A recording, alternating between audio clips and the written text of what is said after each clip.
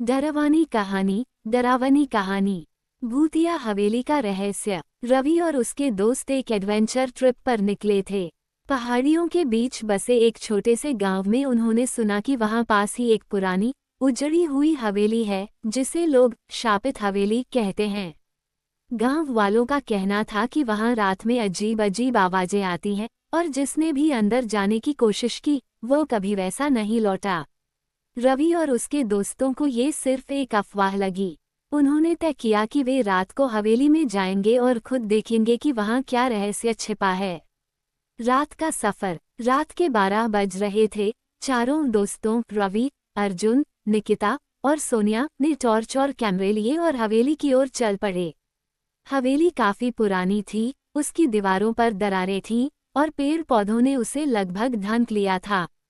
दरवाजे पर एक बड़ा ताला था, लेकिन वह जंग लगा हुआ था और हल्के धक्के से ही खुल गया। अंदर घुसते ही उन्हें एक अजीब सी ठंडक महसूस हुई। हवेली में सन्नाटा था, लेकिन ऐसा लग रहा था जैसे कोई उनकी हर हरकत देख रहा हो। डरावनी घटनाएं शुरू। जैसे ही वे अंदर बढ़े, अचानक दरवाजा तेज आवाज के साथ बंद हो गया। चारों चौंक गए। अर्जुन ने हंसी में कहा, अरे हवा होगी। लेकिन तभी एक बच्ची की हल्की हंसी सुनाई दी। ये आवाज कहाँ से आई? सोनिया ने घबराकर पूछा। रवि ने इशारा किया कि सब शांति से रहें। उन्होंने टॉर्च जलाकर इधर उधर देखा। दीवारों पर अजीब अजीब चित्र बने थे और फर्श पर धूल जमी थी, लेकिन उसमें पैरों के ताज़ा निशान थे, जैसे अभी अभी कोई वहां से गुजरा हो। परछाई और रहस्य। वे धीरे धीरे आगे बढ़े। तभी निकिता ने देखा कि सीढ़ियों पर एक काली परछाई खड़ी थी। जब उसने टॉर्च की रोशनी डाली तो परछाई गायब हो गई।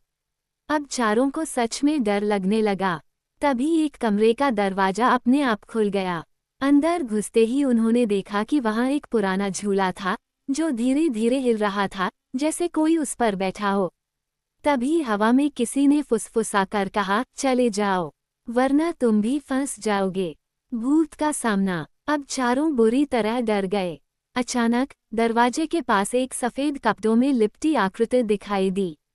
उसका चेहरा धुंधला था, लेकिन उसकी आंखें चमक रही थीं।